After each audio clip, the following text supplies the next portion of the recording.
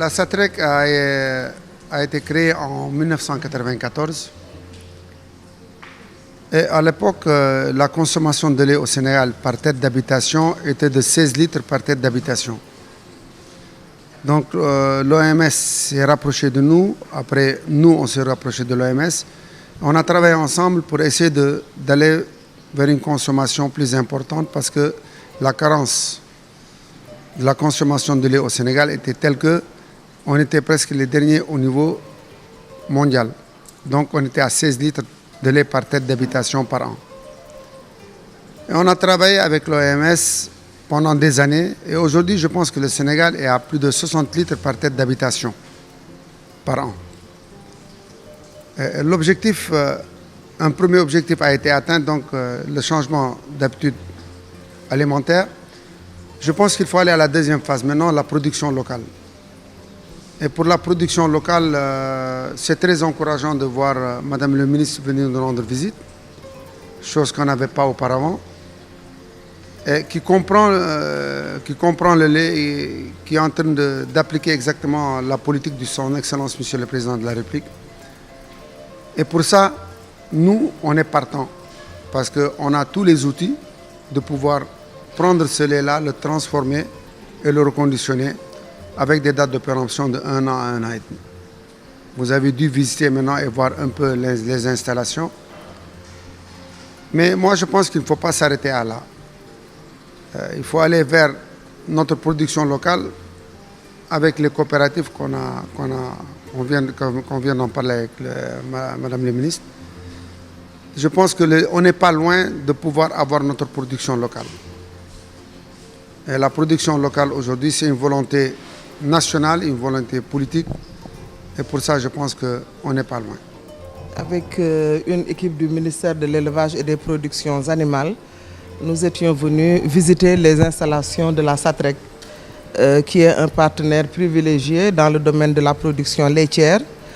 Et ce que nous avons pu vraiment voir comme réalisation nous réconforte dans le fait que les objectifs qui sont fixés par le chef de l'État dans le cadre du plan Sénégal émergent, surtout pour ce qui concerne notre autosuffisance en lait, nous avons tout le dispositif qui peut nous permettre d'arriver à une production, à une transformation du lait qui pourra donc donner satisfaction aux objectifs qu'on nous a fixés.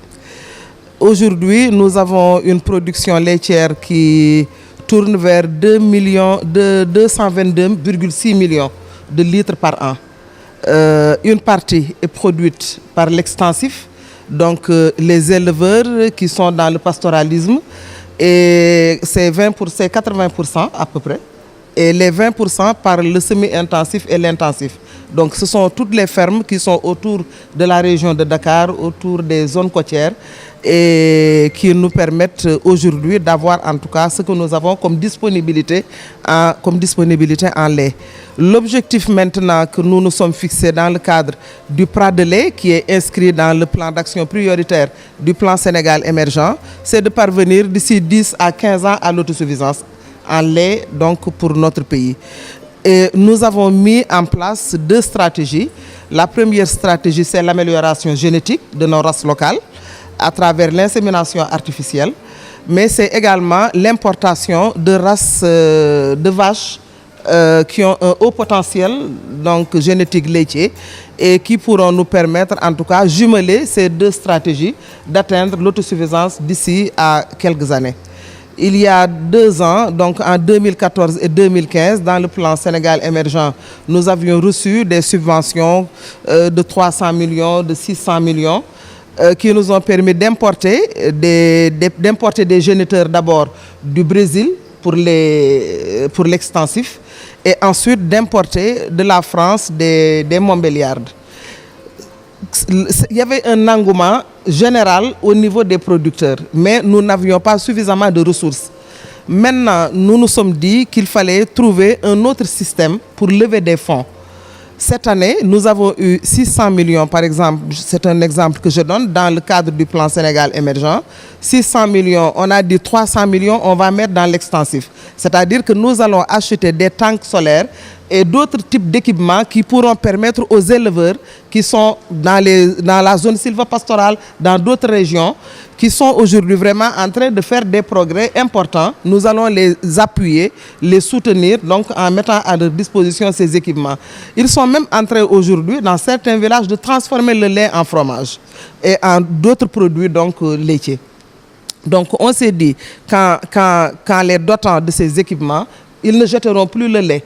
Parce que c'est paradoxal que dans un pays vraiment où la malnutrition existe, une malnutrition d'ailleurs très aiguë, que nous puissions voir des endroits où on jette le lait alors que la population en a besoin. Donc il y a des efforts qui ont été faits depuis 2 ans pour reprendre même ce qu'on appelle pendant l'hivernage la campagne laitière. Parce que c'est surtout pendant l'hivernage qu'il y a des productions sur le terrain qui sont dignes d'intérêt et qui peuvent être collectées. L'autre aspect donc c'est l'importation des chenilles gestantes que nous avons essayé pendant ces 3 dernières années.